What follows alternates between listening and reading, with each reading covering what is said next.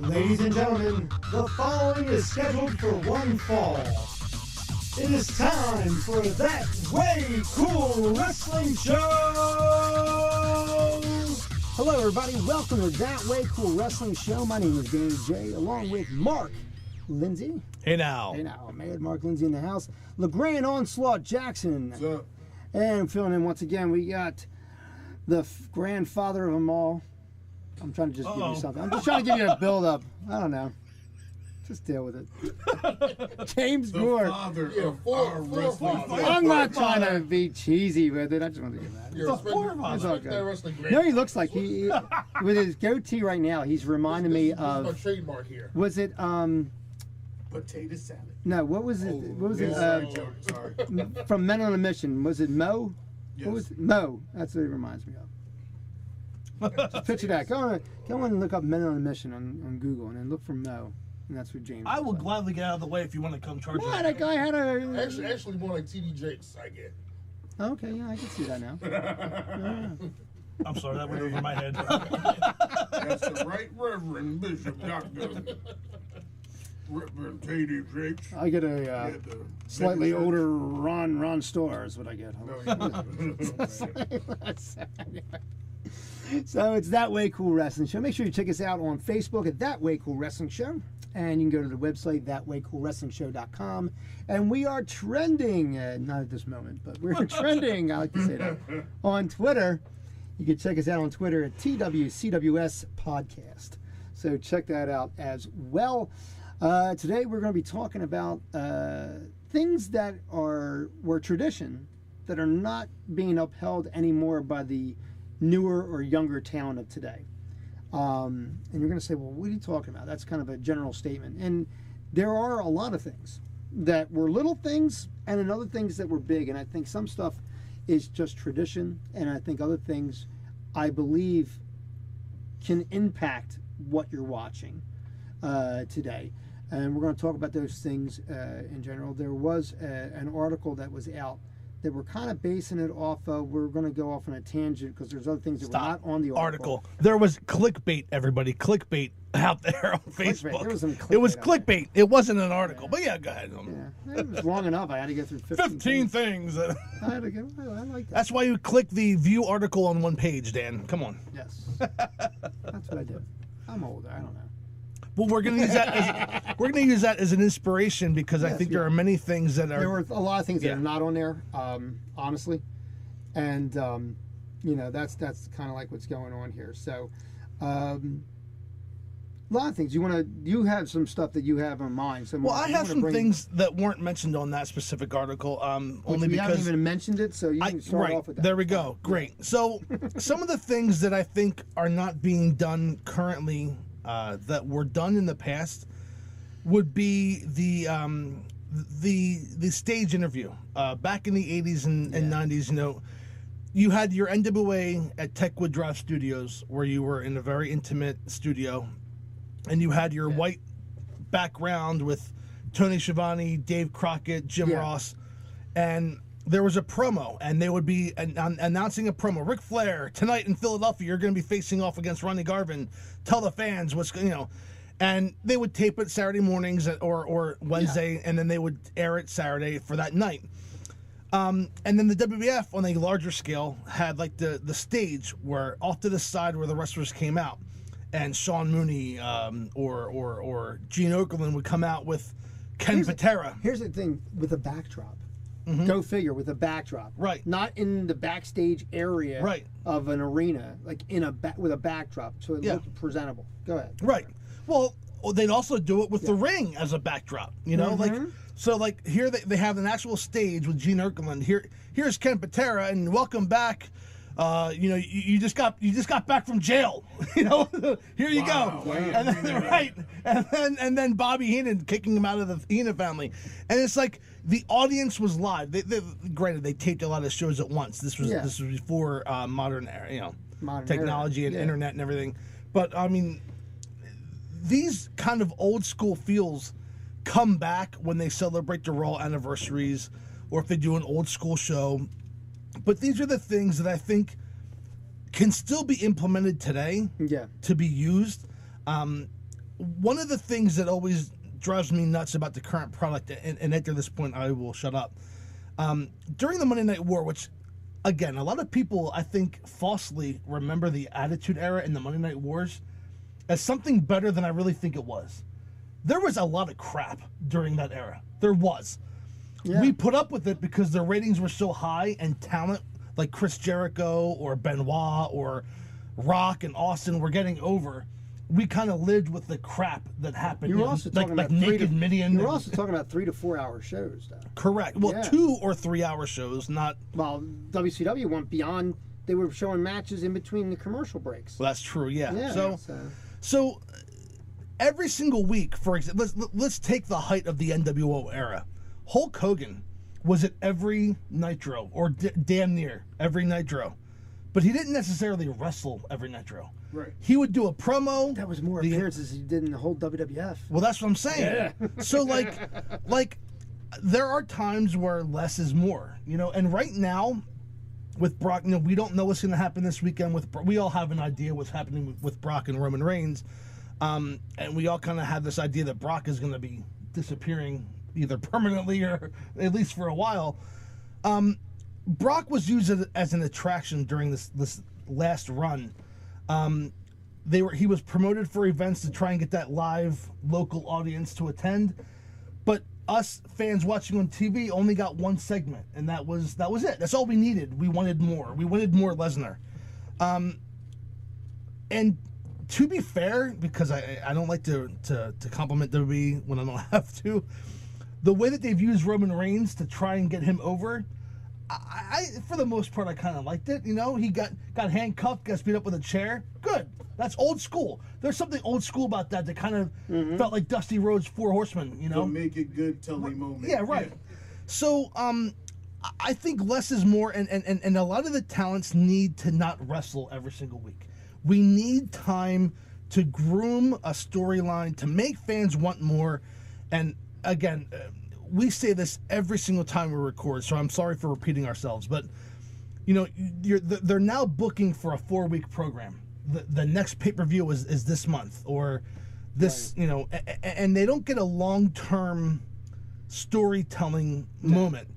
And I kind of wish that was back. I don't think you need to have Seth Rollins wrestle every week. There's avenues, what you're talking about, where if they are there every week, the match, the accumulation of all this animosity between you and I and blah, blah, blah, I'm done with it because I already seen you right. each other yes. on a regular basis. Okay, so let's pull something out of thin air. Let's say that Seth Rollins and Finn Balor have a feud, okay, which, you know, they have in the past over the Universal title. Let's say that they're building up towards a one-on-one match. Well, if they don't wrestle each other in a tag match, or if they wrestle each other and the other opponent is at ringside on commentary, there's only so many. Who are you going to throw them in the ring with?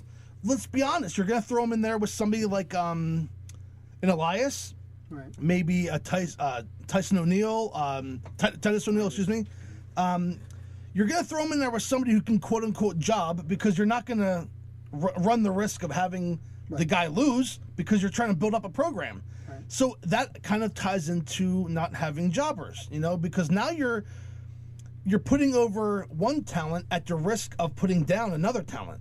So there's just a lot of things that kind of you can't really build a proper. That's why enhanced talent I believe is still necessary. It is, absolutely, and a little bit here and there. You see them come back a little bit here and there, and like they were using it with Braun Strowman. Right.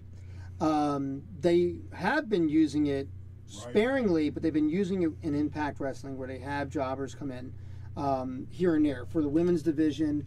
And sporadically for thing, but like to give you an idea of what you were saying there, a long-term feud that's been going on has been Sami Zayn and Kevin Owens and Shane McMahon.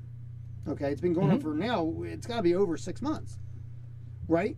But here's the problem: how many times am I going to have to see them butt heads? Like you said, Give me a month where I don't see them wrestle each other. You know what I mean? Like it's something like that. He could be talking shit in the ring while he's beating up somebody else. You know, same thing with Sami Zayn, whatever the case is. But I'm just constantly, it's like, and it goes back to a whole other thing too, whereas I don't respect these guys like I did in the past because they seem like, and this is the writing, and obviously this is not the performers themselves.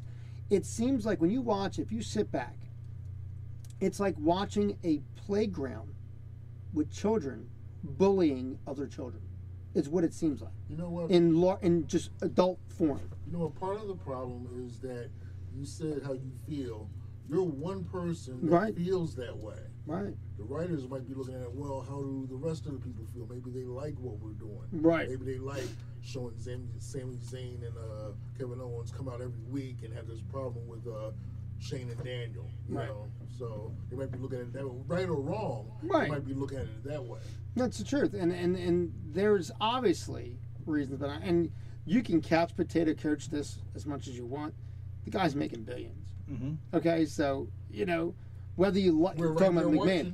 Yeah, we're watching. We're watching, regardless. And I think to try and not make an excuse, but to try and tie in what I'm saying, Raw is now 3 hours. That's entirely way too long. You have 3 hours every single week. So they almost have to use the same talent every week. They almost need the big name talent to wrestle every week, because if they only had to fill 1 hour a week or 2 hours of live TV a week, they could probably afford not to have those guys wrestle every single time. If they didn't split the brand, it would be okay. Right. If they just wrestled SmackDown as just another wrestling show, because I'm not saying give up SmackDown, because they've had a secondary show for how many years now? We're talking decades.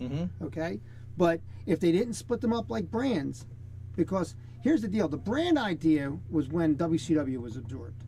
Okay, so now you more than doubled your current enormous roster at that point.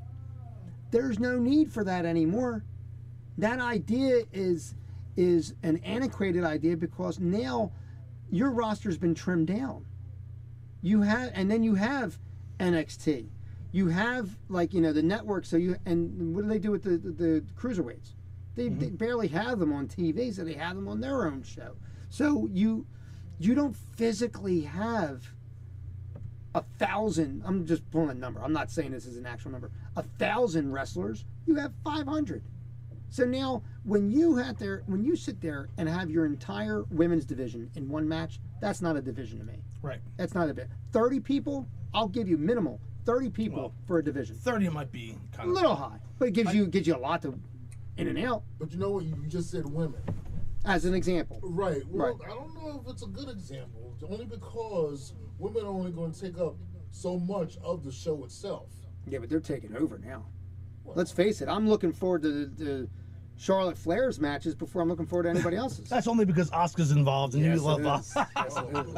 Is that the reason? There's a double-edged sword there. My Kleenex. By the way, I'd like to turn the volume back up. I'd like to compliment Dan, because he just recently said antiquated and he couldn't say strategy. I can say strategy. So I want to give him props. Good going, Dan. Marty Howard. But the thing is, like, and I said this before off camera, off mic or whatever, like when you watched like NWA, they had a different show every single week, and through interview, and this goes back to what Mark, you were saying before, through interview they were able to push those feuds along. I don't have to wrestle this week, but just, hey, fans, I'm letting you know, I'm still pissed at this guy, or I still want his belt, or whatever the case is. And I think that's easier in today's climate. That would be easier to do with like a 2-hour show. It would be. Wrestle one, and you also have the dark match aspect of it. I'm not saying that if you're going to the Philadelphia Wells Fargo Center and you're a fan of wrestling and you want to see John Cena or Roman Reigns wrestle, great, give them that dark match main event. But you don't need them to wrestle every week. Have them come out, promo. I mean, to be fair, Cena's been doing it the last few weeks, trying to call out The Undertaker.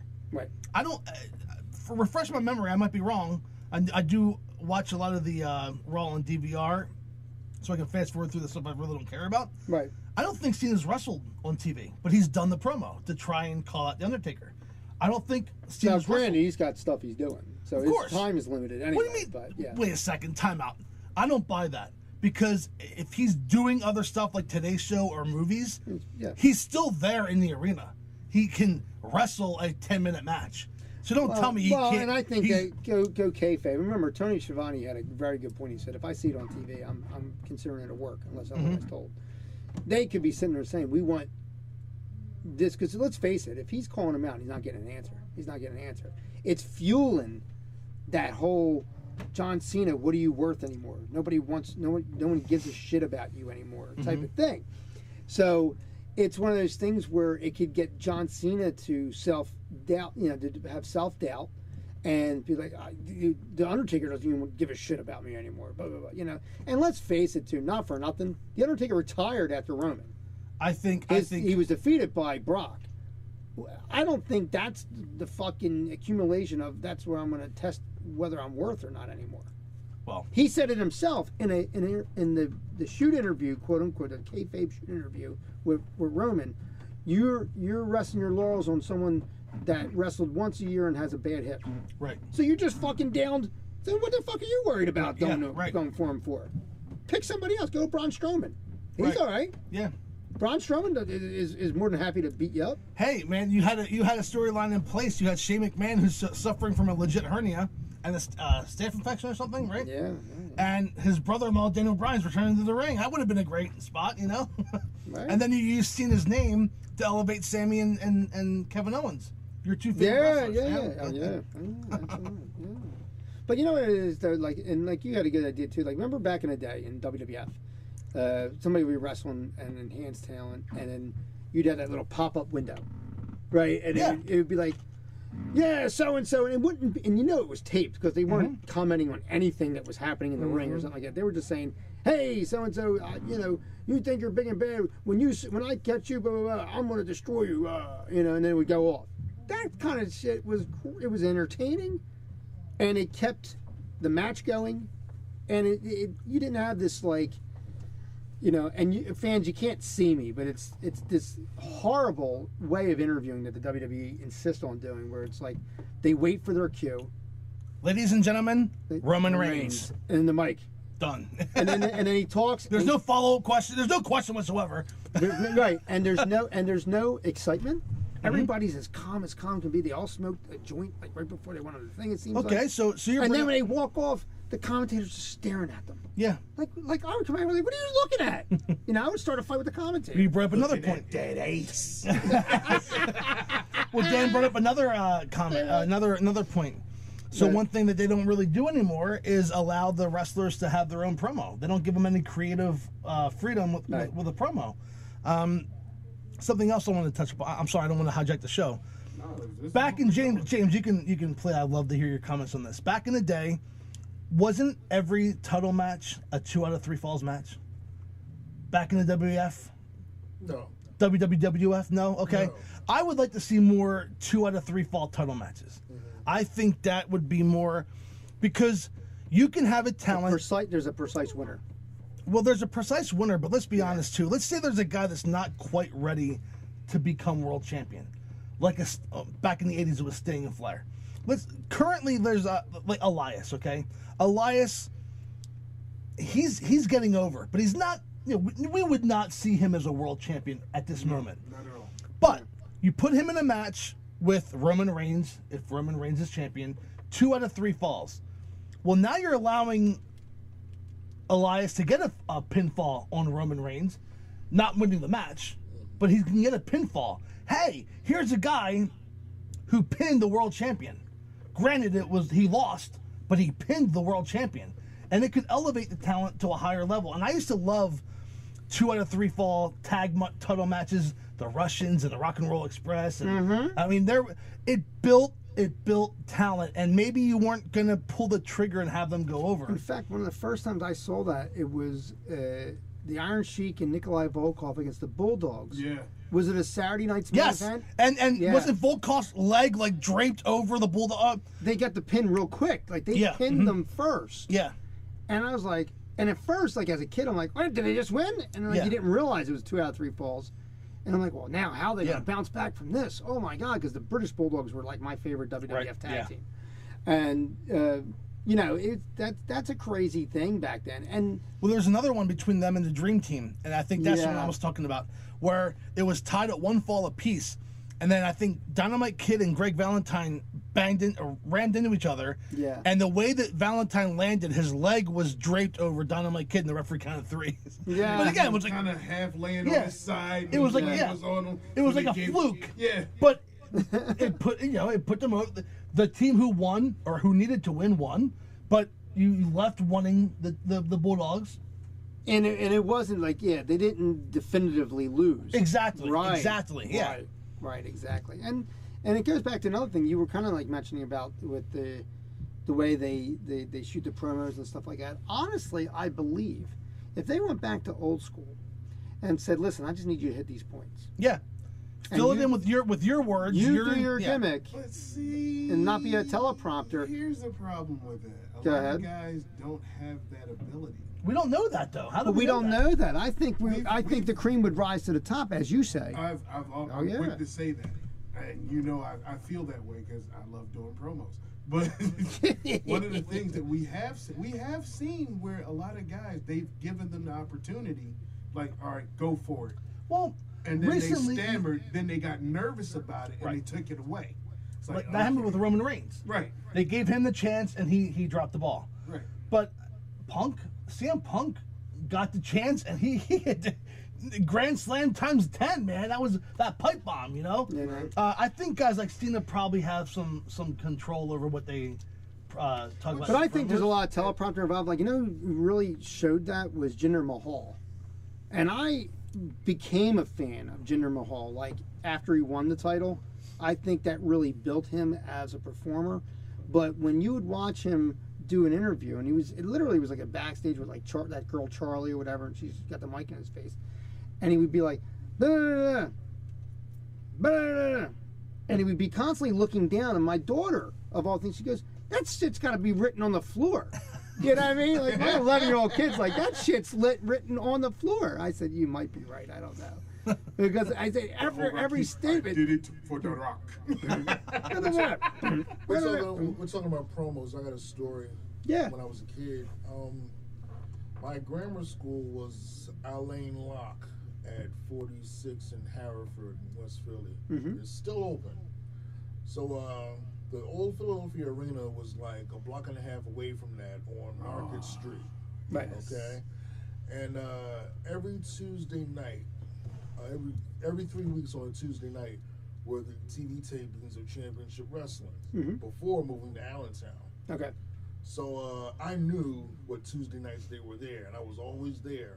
So we get out early on Tuesday, and I'd go running to the arena. It was like 2:15, 2:30, and they already got the marquee lights up, shining bright the way Tower Theater does now. Right. So the marquee lights are shining, and it's like wrestling tonight. Come see it, blah blah blah. And on the side are all these TV cameras with these big, thick wires going into the door, propping the door open. So as a kid, I went in there to see what was going on. It's dark in there. Right. And then I go around to the ring, well, not to the ring, but to see the ring very well lit up. There's Vince McMahon in the middle with a microphone. The face is on one side and the heels on the other. And I was like really confused because I just like bought into everything, you know, good guys versus the bad guys, you know, everybody's an enemy, they're fighting each other, they can't stand each other. So who was there on one side? Kim Butera, Stan Hansen, the Executioners, Kowalski and Stud, Albano, Blassie and the Wizard. On the other side, there was Ivan Putski, Chief J. Strongbow, Billy White Wolf, and then closer to me, 3 guys having a private conversation, Gorilla Monsoon, Dusty Rhodes, and superstar Billy Graham. Wow. And I'm like really, really confused as a kid now, right? So then they're over there talking, and one thing I didn't believe, Kim Butera, I actually saw him smoking a cigarette. you know, he was all into the muscle building and health and everything. The kid was there smoking a cigarette. What's that all about? So then I got thrown out by one of the guys. He came over and said, "I'm sorry, kid, you got to leave." Guess who threw me out? Classy Freddie Blassie. Wow. So then I left the arena, and coming up to the arena was a guy I just met. He was doing the color commentary with Vince, Anthony LaRocca. Okay, yeah. So I spoke to him. He said it was so funny. I spoke to him. He said, "How you doing? Where you going?" I said, "Fred Blassie just kicked me out." So Anthony LaRocca, he started cursing. And he was like, "That son of a bitch! Those motherfuckers! And then whenever Antonino Rocca laughed, he sounded just like the Count on Sesame Street. It was 1, 2, 3 pieces of humanity. He sounded just like the Count. And I think he said to himself, "I'm going to give this little black kid a thrill by hearing me curse." And you know what? He was right. I was thrilled to death. Oh, that's so awesome. That's so great. And you know, what's cool about that? It humanizes everything. You know, and like I did shows in Long Island, and we had like Johnny Rods doing the commentary, and we had Ox Baker doing commentary. Oh my God! And let me tell you something. If ever there was a scary man, that was Ox Baker, because this guy, mustache alone. Yeah. Like I was an adult. You know what I mean? I'm like in my early 20s, and I'm like, you know, I can handle myself. You know. But this guy scared me, and I didn't want to do any interviews with him. I'm the producer, right? I'm like, I don't want to do any of this shit. This was around '99. To give you a time frame, and at that point, his osteoporosis was like out the wazoo, so his legs were like an O. You know what I mean? And he's a huge man. He's tall, and he was still very big. And the mustache was literally bigger than my torso. The mustache was huge. I mean, it was just—he looked like an action figure, like almost like he looked like his action figure. Yeah, like you know what I mean. Like you never watched. If you ever watch.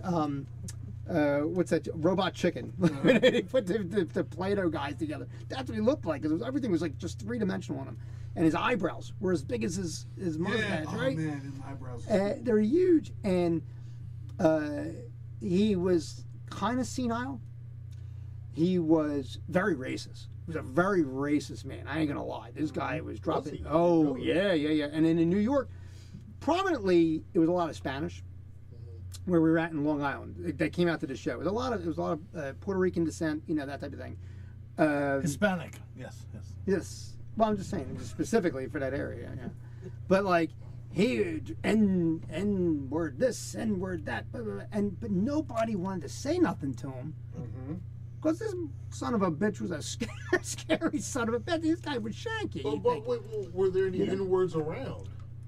Well, the low ones. Yeah, there was. Yeah. See what I just called him doing? You know good and well. Yeah, there were little ones around. You know, because I'm thinking. There's yeah. It was fun time. But you know what the thing was, though? It's like you just let it be. You know what I mean? Like nobody wanted to like direct him or say anything. And you know what the funny thing is, but like talent that's been around for a while, they're so set in their ways, and they're so set in their character. And I said this, I think, in just a couple episodes ago. I was doing, I produced a show with Cousin Luke's, had a graduation for his wrestling school. And Manny Fernandez was there. And I go to Manny, and understand as the ringside guy, and I was doing the promos, I said, listen, I need you to, you know, can you say something? I'm just trying to get it, because a lot of times the talent will say, well, what do you want me to say? I don't even know where I'm at. You know what I mean? Like, they're that not interested. So, just like verbatim, like, hey, Manny, would you mind doing a promo? Yeah. Okay, can you say something like, hey, this is Manny Fernandez, and you're watching. I need him to just say what he's watching. That's all I really need him to say. Well, how about I just say what I want to say? I'm like, well, you can do whatever you want. I'm like, just make sure you say that, though. You know, and I say that in 3, 2, 1, you know what I mean? But, like, at the time, I was like, what an ignorant prick. But I'm thinking, in foresight now, going back, I'm like, these guys were left Hindsight. on their own. Hindsight. Yes, hindsight. See, I'm right off today. It's a strategic thing. It's very strategic. They wait till Charles gets back. I'm gonna just rag on him all the time. Just get off of this. But it was one of those things where I'm like, you know what? These guys are a product of what they had to do, you know, and the character and whatever. And it doesn't mean, hey, you know, be a prick to people, but they know what they, you know, they don't like to be directed. They don't like to be, you know, micromanaged in a sense like the talent does now. I think the talent now looks for it. You know what? It's two ways to look at that, because Daniel Bryan not only seems like the nicest guy in the world, he actually is. Right. That's no gimmick. That's not fake. Right. He's out there being himself. He is actually that nice guy. Right. I was at his show when he came back after signing with WWE for his final indie show, saying goodbye to the indies in New Jersey. Yes. And I was at that show, and he waited until everybody left, and they were folding up chairs and sweeping the arena before he even left out of there, taking pictures, saying hi to everybody. That's nice. And he didn't even have to do that. Right. You know. Well, and you know what? Some people remember where they came from. Some people forget. You know, we've seen that, right? Oh, of course. Some people forget that they, you know, where they came from and that they weren't able to stay where they went. You know, we know people like that. You know what I mean? You know, so it's what you pull from it, and you know, by the time this airs, we're past WrestleMania weekend, but the Hall of Fame, if we can refer to the Hall of Fame for a second, there's a lot of guys there that really just like, and I'll bring up Mark Henry specifically. Wait. Go ahead. Before we get into all this, Yes. why don't we pay some bills? Hey, you know, why don't we pay some bills? And knock some stuff out. That way we can keep doing this. This is why. And that way we can really get in depth with this. This is why LeGrand is on the show. Did you know That's the only reason, LeGrand. Hey, We don't care about your input. We want you to keep us on track. Hey, that's fine. He's okay. He's perfectly fine with it. It's all good. Frankie Frizza did a great job filling in for you. Hey, man. He took your cue and he was like, well, let's get back to the thing. I said, you know, LeGrand Frizzo was the Yeah, nobody listens to me when I say it. Not at all. That's a We're good like one, Mark. Frankie Frizzo Mark, and just stop. LeGrand. We're like Mark. Stop marking. Just stop. All right, we're on That Way Cool Wrestling Show. We're going to be talking a lot more about things that are not done today, like they were, that were tradition, right on this. But we'll be back right here on That Way Cool Wrestling Show. Since 1974, Cannon Entertainment has been serving the tri-state area, providing professional musical entertainment to thousands of our customers. Cannon Entertainment doesn't just play music, we are professional musical entertainers. We have personality, talent, and each DJ has a minimum of 7 years experience. We are especially trained for events like the one you're planning. We will customize your event to make it everything you want, and we'll give you our many years of experience to make it even more. Don't gamble with your affair. Be sure to choose the best. Cannon Entertainment. Check us out on the web at cannonentertainment.com. Call us now. That's right. You can dial 610-449-8908. You will speak to Rob Cannon himself and book your event or private party today. We also have a nice brand new website there at cannonentertainment.com. So go check that out and let us know what we can do for you. You might even be able to get myself if I'm not locked in the studio doing this show here. Sorry to hear that. Sorry to hear that. Sorry about your job. But anyway, we're talking about things that are were a tradition that are not necessarily done today by today's talent. And we were about to get into, I guess, the respect level of this. And I was going to mention Mark Henry. We, by the time this airs, we recently had the Hall of Fame that was done. And for me, speech of the night was Mark Henry. I mean, that guy had me in tears like the entire 20 minutes he was on. He himself in tears. Yeah. I mean, the love that guy has for this business and the respect that he has. And the reason why we segued into that is talking about people who forgot where they came from. And there's a man right there who did not forget where he came from. And just the in awe he was about, like, hey, this is where I come, and like, you know, someone who had those accomplishments, you know, an Olympian, world's strongest man. He was the world heavyweight champion. So many different accolades. He did all those great vignettes with Mae Young. That would be the accumulation of my thing, right? Now, see, that would be one of the examples of the stuff that sucked with the Attitude Era. I mean, I liked Mark Henry. I liked the sexual chocolate character, but giving birth to a hand, I could have done without that. Yeah, you know. Yeah. And where is that hand? Is the WWE taking care of that hand nowadays? I don't know. You know what I mean? It's probably in the warehouse. In the warehouse somewhere in a baggie. So high five.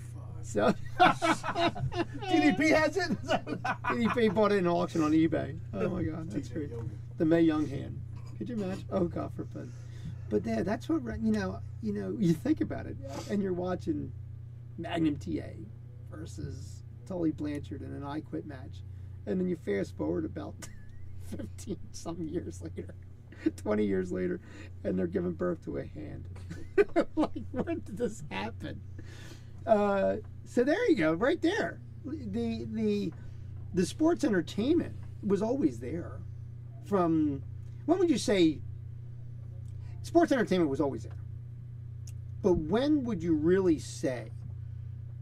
What era would you say that it actually really came into play? I can pinpoint it. It was in the WWF. It was definitely like late '89 to 1991.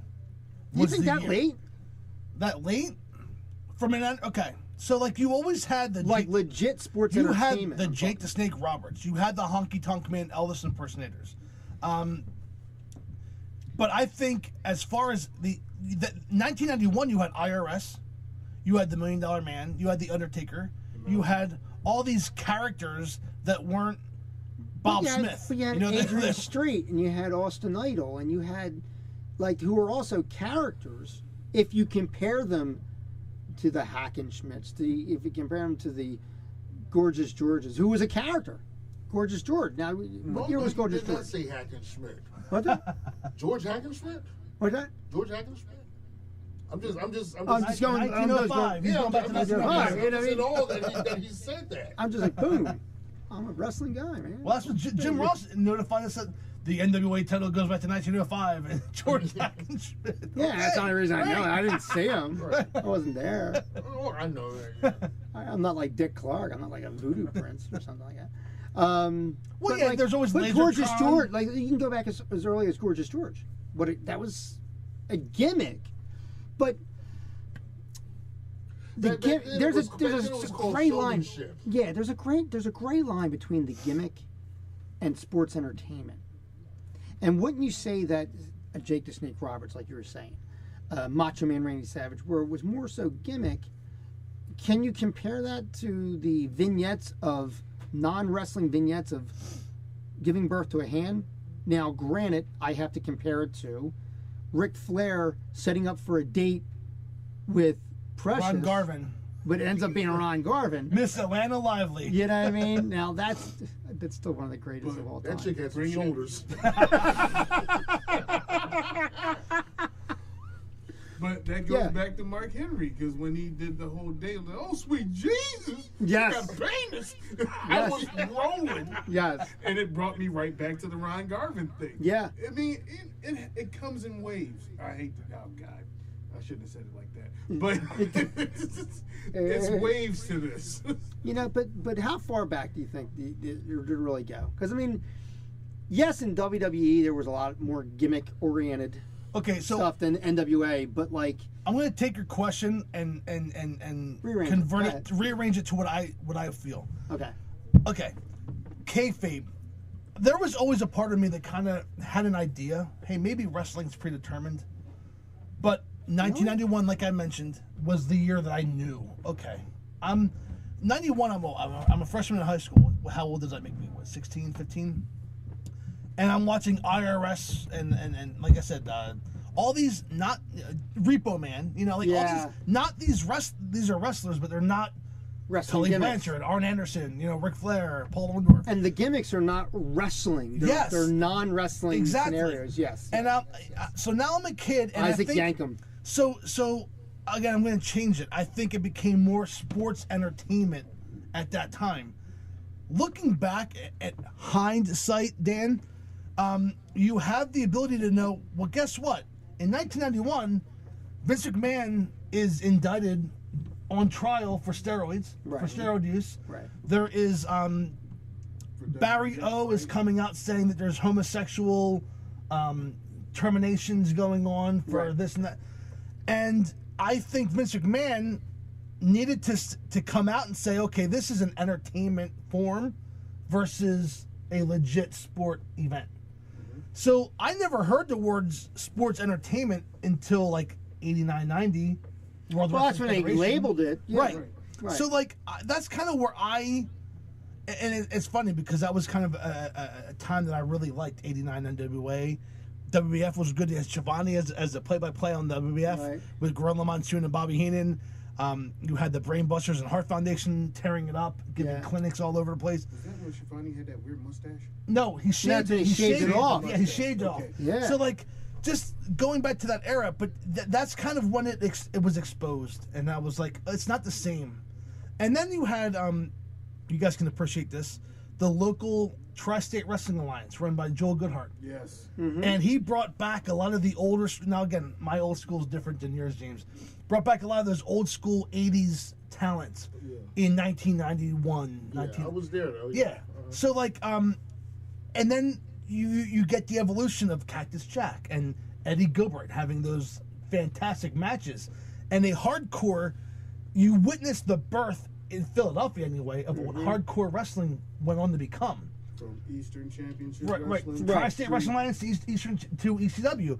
Right. You saw an evolution in front of you. So you kind of, in a matter of like 2 years, you went from, oh my gosh, is so-and-so really hurt? Oh my gosh, is so-and-so gonna do it? To, oh, well that guy, I kind of know what's going on here. To, wait, I'm questioning it again. Yeah. because getting slammed on thumbtacks looks like it hurts. It's like, so like, you went through different stages. And then of course when the late 90s happened, you just kind of know it was all. As soon as they went public, traded company, you kind of knew, okay, this is a. But you know what? If you would ask Ric Flair that question, he would say, "Oh, well, he did it so he would be able to get the exemption for calling it a performance in the state of New York." Right. You know? And wasn't there like an anti-blood rule in Philadelphia? Like you weren't allowed to bleed unless you. There was at a time. As a matter of fact, it's funny. Ivan Cole was in the ring at the Civic Center, and the fans were screaming for blood. And Ivan Cole said, "You want blood? You tell your commissioner. He's sitting right there." I remember that. That's awesome. Yeah. Between that and the time that Abdullah the Butcher was here, and he was Abdullah the Butcher, as many of you know, is famous for bloodbath matches, and he couldn't do it. He couldn't whip out the fork. He couldn't do this. He couldn't do that, and people were pissed, and they started booing because they wanted Abdullah the Butcher to be the Butcher. Right. So you know. Can I tell you guys? I'm sorry. Again, I'm hijacking the show. I want to tell you something else I miss that's not done today that was done in the past, and that is the Dusty finish. I would love to see a title change happen that doesn't happen. You know, like by hook or by crook, the heel champion keeps the title. We all go home. We all close off Monday Night Raw thinking that the face has won the title, but nope. The referee earlier in the match got knocked out, decided to disqualify. A different referee counted the 3 count. We're going to see you next week, folks. And then you come back with that announcement in the ring. Guess what? It didn't happen. So-and-so is still champion. I would like to see more of that. Again, you can... Vince McMahon, call me. There are ways you can implement that in today's wrestling. You can still honor the past and use it for the present. There are 2 instances where that happened live for me. The main event... Everybody going into the Spectrum thought that there was going to be a title change. Champion superstar Billy Graham versus Bruno. Was it a steel cage match? A steel cage match. My dad, I was not born. My dad took my mom on a date and told me about that. I can't wait to hear Everybody knew there's no way Bruno's not going to get his title back. That Spectrum sold out. No theme music, no this, that, and the other, no cable, no internet, no nothing. That building was sold out. Bruno versus Graham, and no, Bruno's not going to lose a cage match, right? Because he's Bruno. Bruno never loses a cage match. Right. One day that night, Bruno lost the cage match Because Graham he threw him so forcefully into the cage door, right? I posted that 100 times in the respect group. I just signed up for respect, so you be on the lookout for me, okay? But my dad took my mom to that car. I don't know if I was born yet or not. If I was really small. But he told me. Wait. February 18th, 1978. Okay, I was born. I was small. Okay, because 2 nights later, he lost the title Bob Backlund in Madison Square Garden. That was February 20th. That was that in Maryland? He lost to Backlund? No. Madison Square Garden. Okay. And white trunks, red knee pad on his bad knee with Bruno hurt 2 nights before. But Monday night, February 20th, 1978, Backlund took Graham's title. Hey, LeGrand, isn't this like the Battle of the Rain Man? Well, I'm going to challenge Mr. Gore here. I'm going to challenge because I thought that Bob Backlund won the title in Baltimore, in Maryland. I think James, if you're okay, up, so I want to bet $1, a gentleman's bet. I think James, if you're up to it, James, I think we're going to organize. I go back to when Nikolai Volkov was a Mongol, and he's going to challenge me on some. Well, no. Did Superstar beat?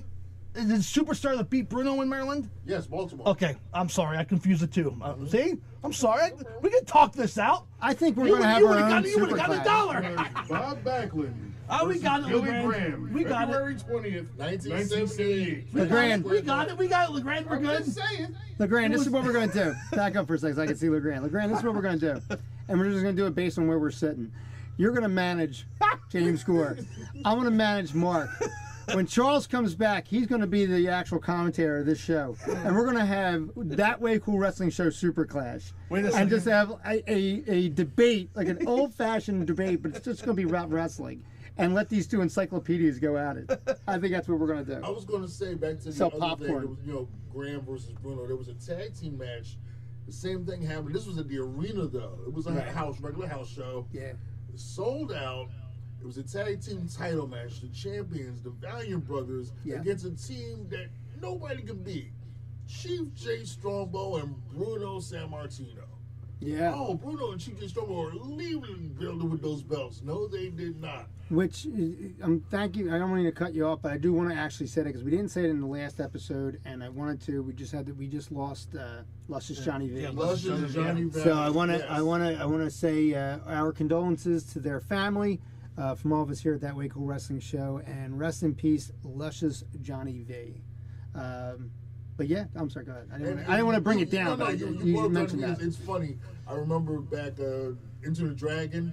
Yes. Bruce Lee, Johnny I'm watching that yesterday. I'm bringing that up because Johnny V had a similar kicking style to John Saxon. Remember the way John Saxon was kicking in the movies? Johnny Valiant kicked just like that.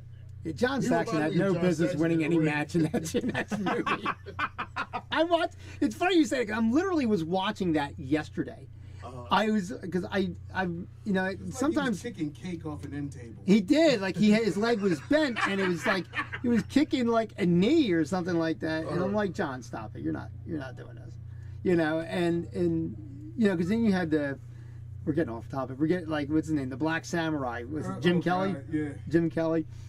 Who was just awesome. He was another awesome one. I'm like, I was sad to see him get offed in the movie. You know what I mean? Because I'm like, should have never happened. It's like, why him? I guess somebody had to be the token, but what the fuck? Straight out of a comic book. But John Saxon was gonna gamble his way out of that, trying to movie. Hold his hairpiece on. Yes. Oh, stop it. Then he went on to battle Freddy Krueger. So. Yeah, it was so hard. Yeah. And he was a what do you call it too? If you remember, my first memories of John Saxon. We're getting off subject big time. But when remember when he was on? Was it the Bionic Woman, where he was the robot? Yeah. That the face came off almost like Westworld. And it was all like it was all like electronics underneath. That was like my first inkling because John Saxon looks a lot like my father, or my father looks a lot like him. I guess I forget who's older, but. that was my first thing, is seeing John Saxon. I'm like, oh, he looks like Daddy. And then like they took his face. I'm like, oh, he don't look like Daddy anymore. You know, it's like, oh my God. You know, and then you see him in Enter the Dragon. It's so funny you say that. But there's a lot. I'm trying to think back, and you know what a big thing was. Of course, we're starting to run out of time a little bit, but I definitely want to get this in because with this subject is the main thing that really prompted me for this show was the style of calling the show based on sports entertainment, of actually pushing the storylines along versus calling the match. Like they no longer call the match anymore and the terminology that was used in that clickbait that you like to refer to as which it is was calling it as an athletic event, I think, versus pushing storylines is what they actually said. And it's true.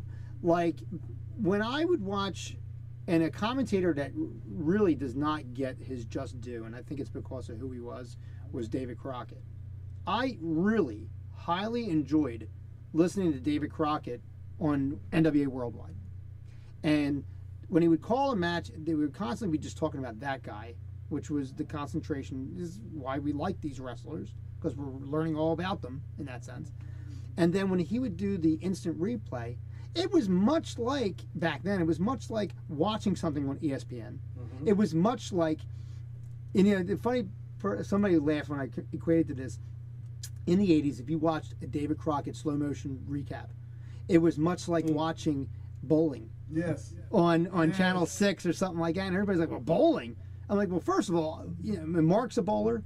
I up until I wrestled, I bowled from 16. So I used to watch bowling on TV, and that calm, very like, well, doesn't have to be excited. No, he doesn't have to be excited. He's approaches his opponent. He's about to give him. Right, exactly. You know, you go, and he brings him up, and he brings him down. Tijo Khan, NWA Worldwide. You know, like awesome. And that was it. It was just like, and I'm like, yeah, dude, this is great. You just recapped that whole match for me right there. Like, as a kid, you're like, holy shit, this is great. You know, and you know, that kind of thing I do miss, and I think it takes it. We just said this, and I just said this momentarily. It was that I was watching Impact, and they, I forget who was in the ring. Was it one of the women in the ring?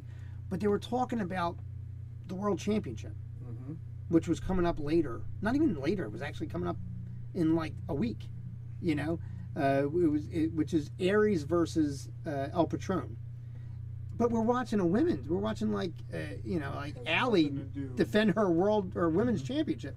I'm like, well, why aren't we talking about Allie? Right. Like, she's in the ring.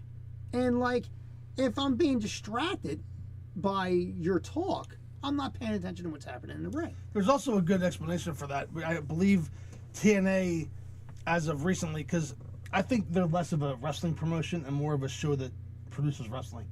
I don't think they're, and I think that I think they film a lot of their matches out of sequence, and then they put it together to create the shows. Right. So there's probably a good reason for why they didn't. There is probably a legit. I get your point. You want to, you know, if someone has, we know that a headlock is a rest move. Okay, but like, there used to be a time, they're really wrenching the neck, you know, and selling it, selling it for the talent. Yes, right. and I think that, you know, that was a time. And don't forget, fans, later on tonight, Saturday night's main event, we have Hercules versus, you know, you could use that rest hold moment to build up later in the show.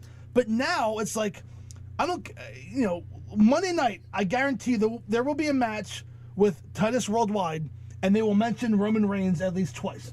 It just happens. Right, and you're completely out of the thing. You're not giving the wrestlers in the ring their credit, their due. You are announcing what you want to push, the agenda. Yeah, so you crap on whoever's in the ring. Right. Yeah. To promote. And I don't think that's right. And then here's another thing that came up that I was thinking about, and once again, this goes back to Impact. There's a Sami Callihan with OVE is jumping people left and right. They're trying to produce it like old school, like Four Horsemen, hiring a cameraman and filming it. But here's where I have a problem with it, because remember, Impact is on Pop. Pop is a CBS affiliate. So they have a large amount of production that they do. And I'm going to get into this. This is kind of like why I didn't like the whole Broken Hardy gimmick. The heck was that? It was the whole Broken Hardy gimmick and stuff like that. I didn't like it because of how overly produced it was. But what happened was they're doing a program where they're fighting Eddie Edwards. And you see this OVE camera following or stalking his wife. Okay? Now, granted, it's a camcorder which has the OVE logo in the corner. Burned on there. And I hear this ominous music. So I'm like, first of all, how the fuck did they do that? If they're stalking them, right? Is there a sound crew with them? It's supposed to be live, right? Remember I'm gonna get you sucking. Yeah. Where they bring the band. He's got his theme music. Turn the camera around as an 8-piece band. Right, like good hero. Should have some. Yeah, right. And I'm like, well, first of all, I'm like, how do you not notice this like group of people? Because there's obviously a rolling editing crew that's there that's producing all this shit, right? Boom, mic hits you. Right. Like the 70s Right. movies. So then they broadcast, somehow they get this feed through this personal camera. They get this feed. So now you need linemen with satellite hookups and stuff like that to get it back to live to the arena. So Eddie Edwards sees this and he's like, I'm out of here. So in the course of one match, because they must have were living, quote unquote, or renting, quote unquote, about 3 minutes from the arena. You know what I mean?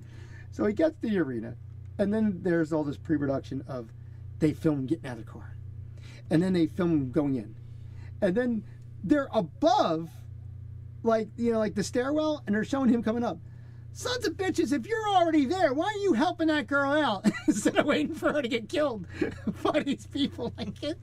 Come on now, let's there's It goes back to the Mankind thing when Mick Foley had that boiler room brawl, and he said everything was perfect, and the one thing that killed it was that one camera shot where they had him getting crushed, and the camera was on the forklift as it was dropping the pallet down. He said that killed the whole damn thing. Yeah, and didn't something recently happen like that where, was it Brock Lesnar did this? Somebody went through a limo window. I forget if Brock Lesnar did this to somebody. This was like last year on Raw. And we talked about this on Facebook. AJ and Shane McMahon. Was it that where the camera was inside the limo? Yeah. That killed it for me.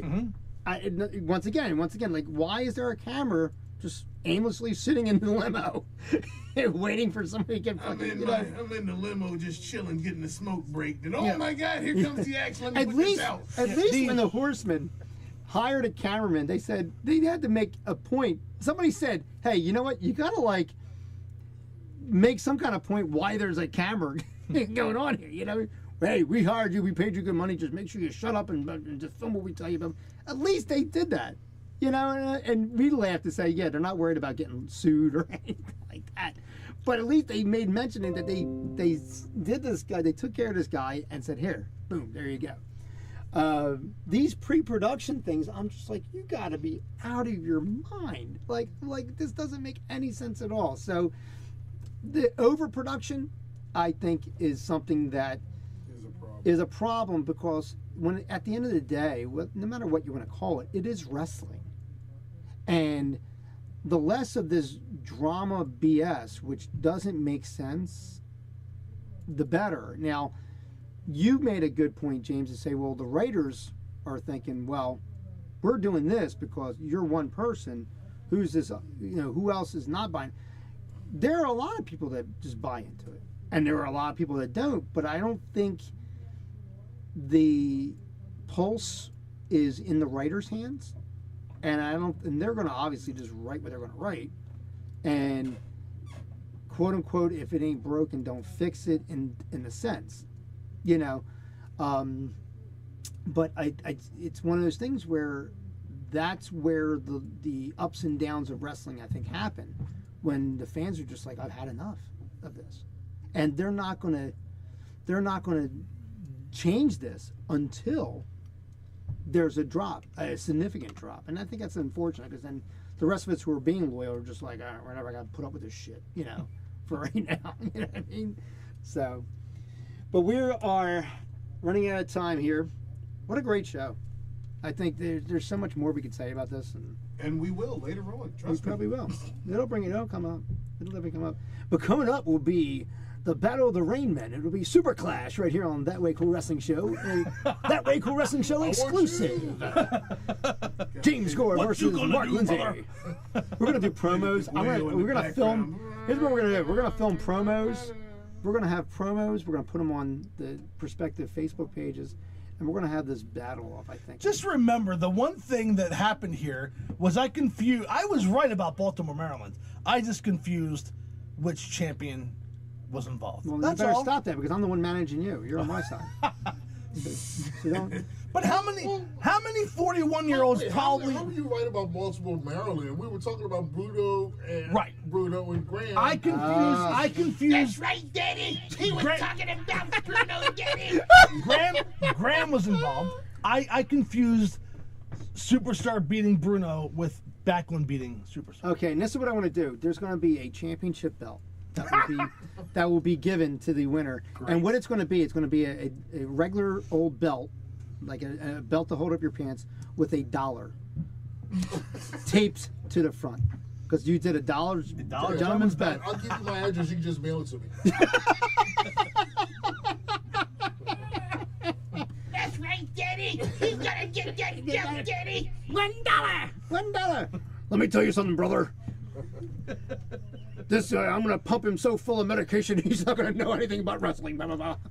Vitamins. I'm gonna take my vitamins. He's gonna take his vitamins. That's right, Daddy. He's gonna have a big gallon of water, Daddy, to put them vitamins down. He still won't know who's in Baltimore. Now watch your back, because you might see Mark behind you, and a recording crew, and a film crew, and it's J.J. Dillon. And J.J. Dillon. Theme music. And theme music. And the theme music. A running by new Hall of Famer Kid Rock, whatever. Oh God. This is crazy. We're gonna do that. We're gonna definitely do that. And then Charles is gonna. I have to give Charles a job because he'll be back. So he'll commentate. I'll be like, so you're talking about this, and you're saying that, and Dolph Ziggler. Anyway, we love you, brother. Check us out on ThatWayCoolWrestlingShow.com. Go to Facebook, That Way Cool Wrestling Show. While you're on Facebook, check out Respect Thy Wrestling Forefathers. You can ask permission to jump into that group, but we only want wrestling fans. We don't want anybody else. And you will get booted out. You will get booted out. That's right. And then also check us out on Twitter, the Twitter machines, as we are. Twitter machines. And in all honesty, folks, I haven't really posted anything on Twitter yet because it's one of those things I post every once in a while. But check us out. It's TWCWS Podcast on Twitter, so you can check that out. And of course, check us out on Facebook. We want you to interact, so go on the Facebook page, share the Facebook page, comment on it, tell us what you'd like to hear. Let us know who you think is going to win, James Gore or Mark Lindsay in That Way Cool Wrestling Show Super Clash right here. I'm like stealing everybody's names. You ever notice that? Like I'm just so happy there's like no. Yeah, you're very copyright. unoriginal. I'm very unoriginal with that. I noticed that. But it's okay. It's okay. Nobody's bothering me. It's that strategery. It's strategery. Mighty Hayawata. My Bugs Buddy is there. All right. So anyway, until next time. For James Gore, for LeGrand Jackson, for Mark Lindsay. See you. My name's Danny J. We'll see you at the match. Bye, everybody. Produced by DJB Productions. Go to www.thatwaycoolwrestlingshow.com.